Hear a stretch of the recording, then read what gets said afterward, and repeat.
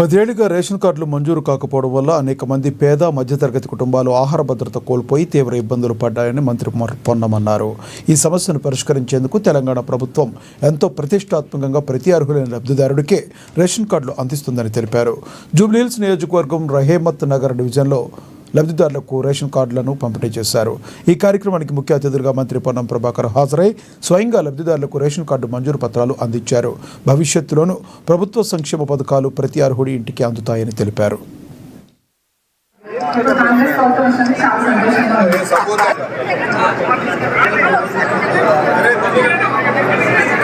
ఎప్పుడు